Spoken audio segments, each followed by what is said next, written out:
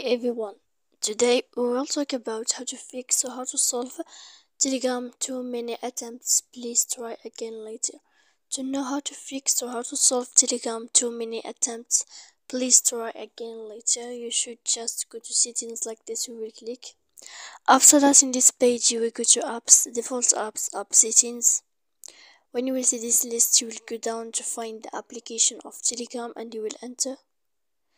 Then in this page here you will go to click for stop. When you will end this, you will enter to storage. After that, in this page you will click clear cache. Then you will go to click manage storage, and after all that you can turn off your phone so that you can know how to fix or how to solve Telegram too many attempts. Please try again later. So please don't forget to support us by like and subscribe.